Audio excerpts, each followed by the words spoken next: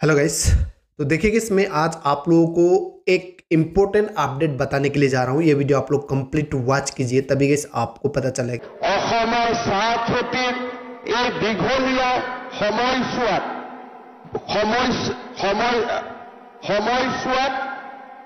শ্ৰমিকসকলৰ বিভিন্ন সমস্যা আৰু সমান্তৰালভাৱে চাহ জনগোষ্ঠীৰ যুৱক যুৱতীসকলৰ মাজত শিক্ষা সংস্কৃতি আৰু ক্ৰীড়াৰ পৰিৱেশ সৃষ্টি কৰাত আটছাই গুৰুত্বপূৰ্ণ ভূমিকা গ্ৰহণ কৰিছে।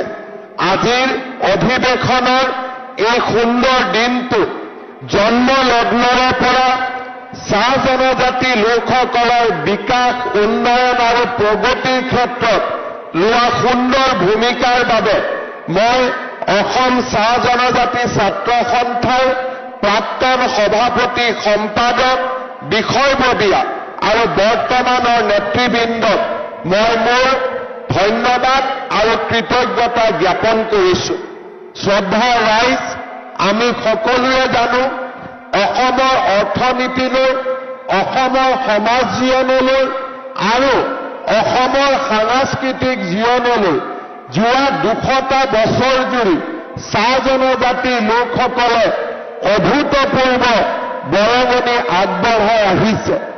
আমি সকলোৱে দেখা পাইছোঁ যে আজি আমাৰ চাহ জনজাতিৰ লোকসকলে লাহে লাহে শিক্ষা সংস্কৃতি আৰু ক্ৰীড়াৰ উন্নয়নৰ জৰিয়তে সমাজৰ বহল বুকুখনলৈ আগবাঢ়ি আহিব পাৰিছে আৰু অসমীয়া বহল সমাজখনক নিজৰ স্থিতি শক্তিশালী কৰি তুলিবলৈ সক্ষম হৈছে।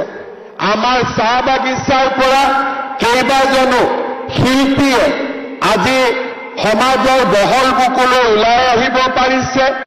শিক্ষাৰ ক্ষেত্ৰত বহুতো ছাত্ৰ ছাত্ৰীয়ে সুনাম অৰ্জন কৰিব পাৰিছে। চিকিৎসক, অভিযন্তা, প্ৰশাসনিক বিষয়া হিচাপে সুনাম অৰ্জন কৰিব পাৰিছে আৰু সমান্তৰালভাৱে অসমৰ ৰাজনৈতিক, অৰ্থনৈতিক আৰু সামাজিক জীৱনলৈ বৰঙণি আগবঢ়াব পাৰিছে।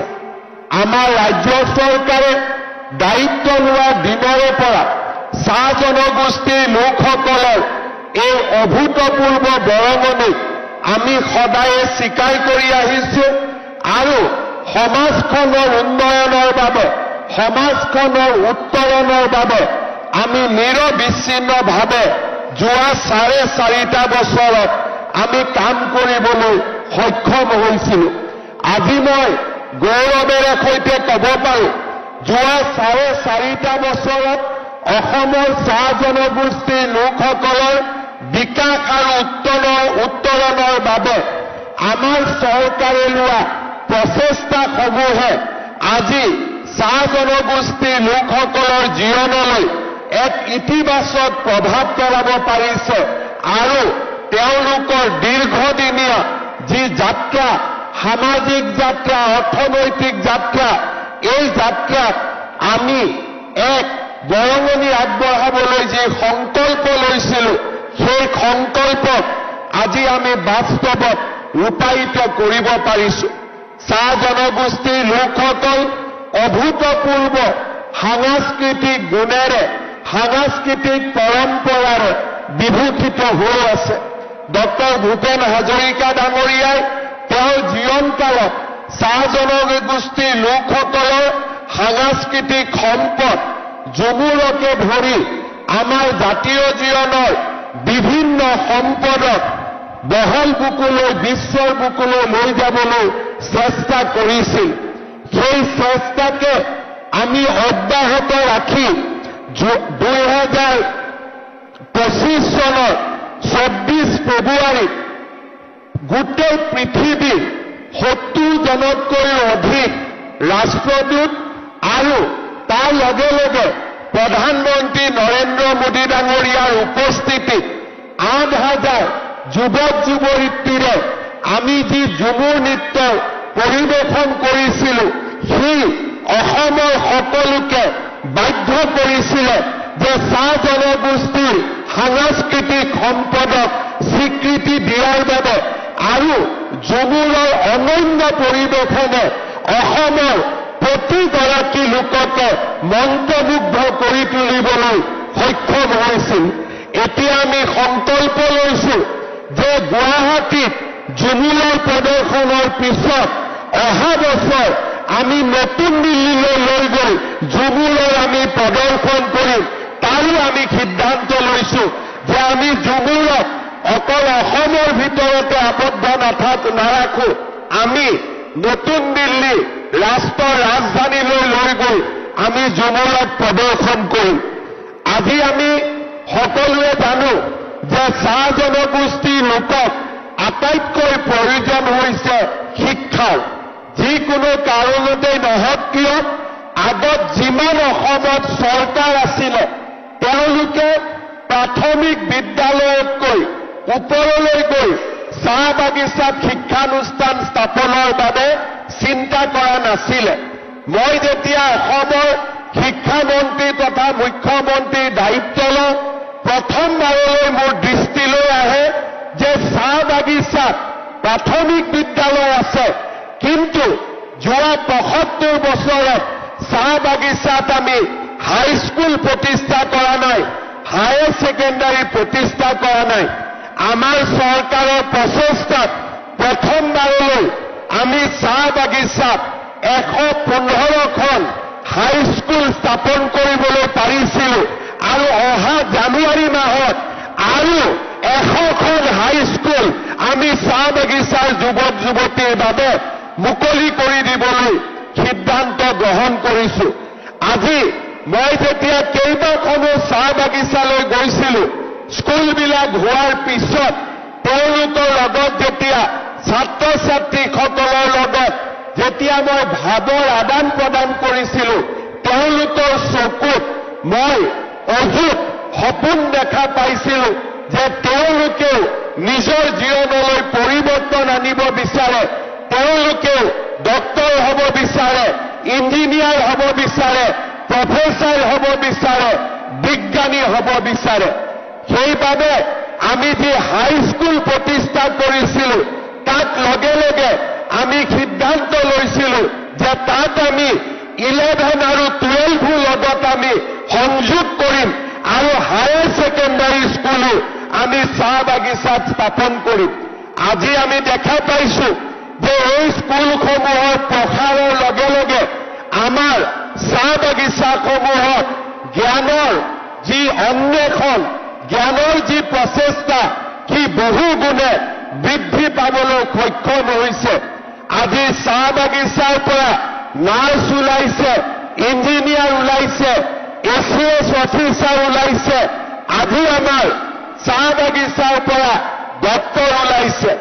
আমাৰ চৰকাৰৰ আটাইতকৈ ডাঙৰ সিদ্ধান্ত আছিলে যে আমি যেতিয়া সিদ্ধান্ত লৈছিলো যে অসমৰ প্ৰত্যেকখন মেডিকেল কলেজতে আমি চাহ বাগিচাৰ ছাত্ৰ ছাত্ৰীৰ বাবে 3টাকৈ ডক্তৰৰ আসন আমি সংৰক্ষিত কৰিম।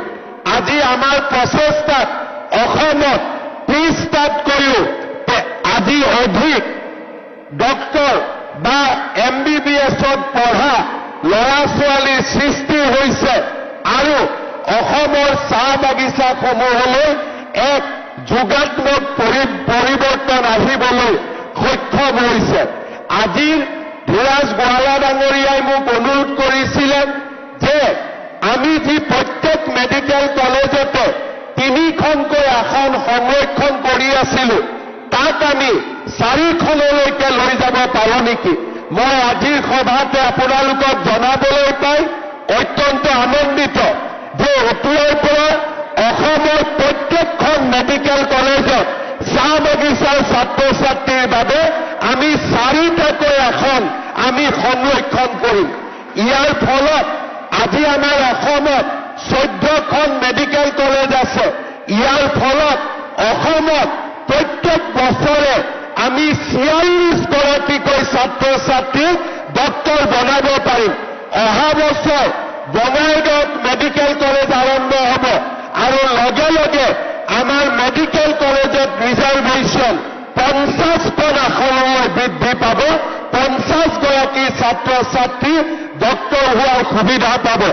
শ্ৰদ্ধাৰ ৰাইজ, যোৱা ৭৫ বছৰত আমি সকলোৱে অনুভৱ কৰিছিলোঁ যে আমাৰ চাহ বাগিচাৰ ল'ৰা ছোৱালীয়ে চৰকাৰী চাকৰিত যোগদান কৰিবলৈ পৰা নাই।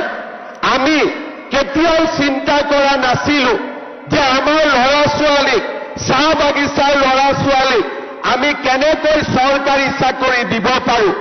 আমাৰ পুলিচৰ চাকৰি, ৩য় বৰ্গ, ৪ৰ্থ বৰ্গ, আপোনালোকে যদি গোটেই অসমৰ কাৰ্যালয়বিলাকলৈ যায়, চাহ বাগিচাৰ ল'ৰা ছোৱালী একেবাৰে কম দেখা পাব। চাহ বাগিচাৰ ল'ৰা ছোৱালীৰ মাজত শিক্ষক নাছিলে, শিক্ষয়িত্ৰী নাছিলে, ৩য় বৰ্গৰ কৰ্মচাৰী নাছিলে, ৪ৰ্থ বৰ্গৰ কৰ্মচাৰী নাছিলে।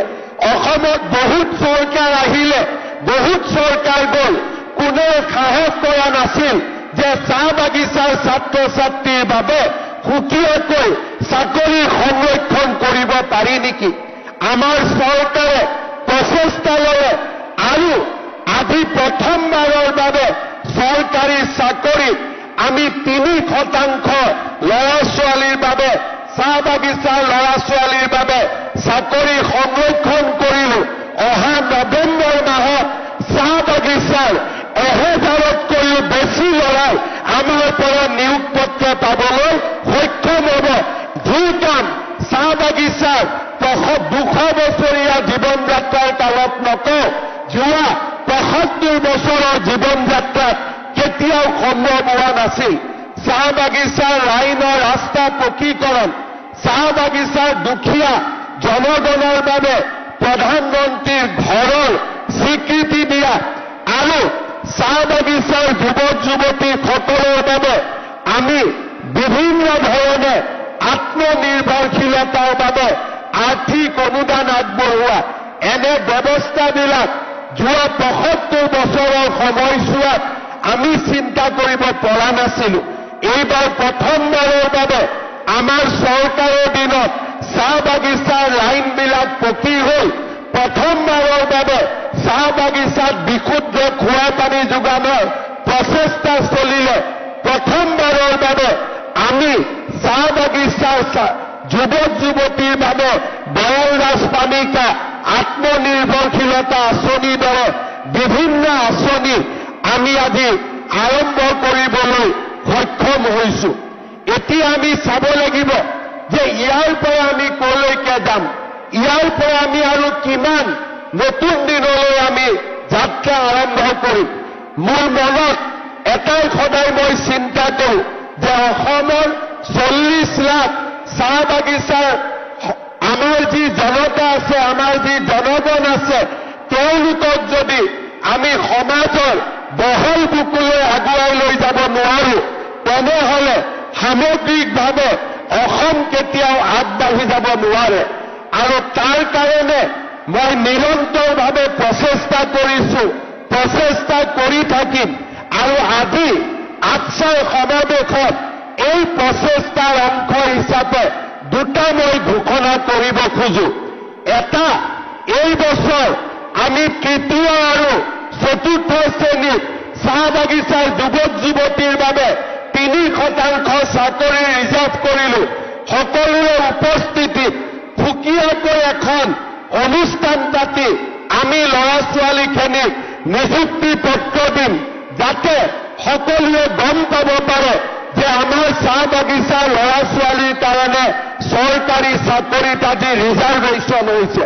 কিন্তু তাতকৈও আগুৱাই গৈ আজি মই আপোনালোকৰ আগত ঘোষণা কৰিছোঁ যে এই বছৰৰ পৰা আমি চাহ বাগিচাৰ যুৱক যুৱতীৰ কাৰণে ACS, APSকে ধৰি ফাৰ্ষ্ট আৰু ছেকেণ্ড কেটেগৰীৰ চাকৰিটো আমি 3% ৰিজাৰ্ভেশ্যন দিয়াৰ আমি কাম কৰিম।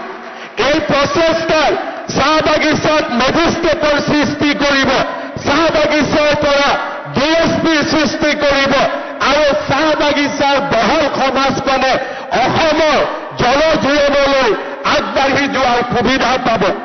দ্বিতীয়তে, মই বিশ্বাস কৰোঁ যে অসমৰ চাহ বাগিচাৰ শ্ৰমিকসকলে যেতিয়ালৈকে মাটিৰ অধিকাৰ নাপাব, তেতিয়ালৈকে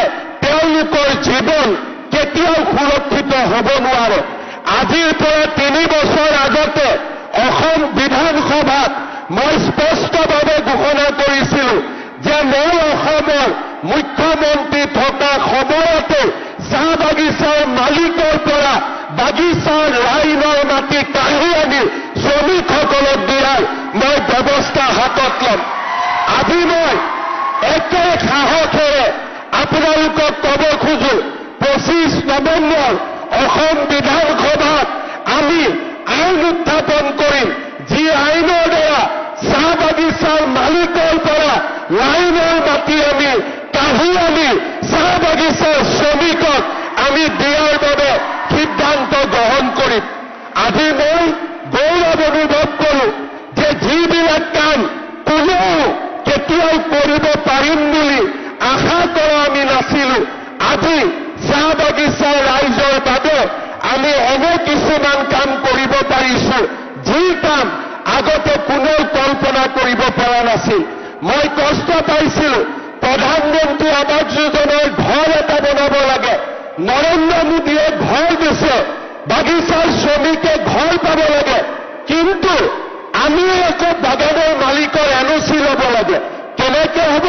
প্ৰধানমন্ত্ৰীয়ে ঘৰ দিব বিচাৰে, শ্ৰমিকক ঘৰ লাগে, কিন্তু ঘৰ দিবৰ কাৰণে মালিকৰ NOC লাগে। সেইদিনাখনেই গোলাঘাটত এজন বাগিচাৰ মালিকক মই ফোন কৰিছিলোঁ যে আপুনি NOC কিয় নিদিয়ে?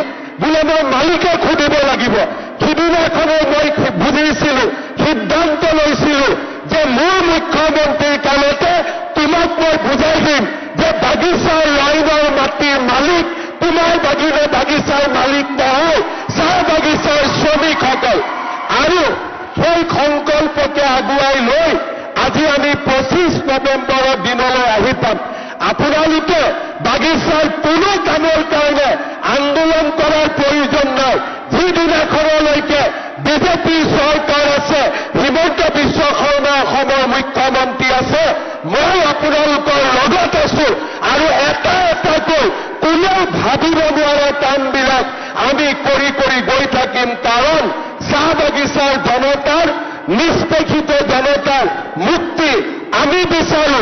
আমি বিচাৰো যে যি চাহ বাগিচাৰ জনজাতি লোকসকলে আমাক চাহ খুৱালে, অসমৰ নাম বিশ্বৰ দৰবাৰলৈ লৈ গ'ল, তেওঁলোকক স্বীকৃতি দিয়াৰ দায়িত্ব সমগ্ৰ অসমীয়া জাতিৰ, আৰু অসমীয়া জাতিয়ে সেই দায়িত্ব পালন কৰিব।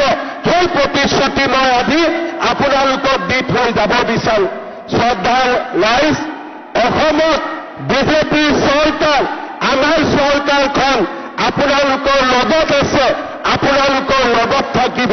মই বিচাৰো অসমৰ চাহ বাগিচাৰ পৰা IAS অফিচাৰৰ সৃষ্টি হওক, অসমৰ চাহ বাগিচাৰ পৰা বিজ্ঞানীৰ সৃষ্টি হওক, ডাঙৰ ডাঙৰ ফুটবল খেলুৱৈৰ সৃষ্টি হওক, ডাঙৰ ডাঙৰ ধনুক দলৰ সৃষ্টি হওক।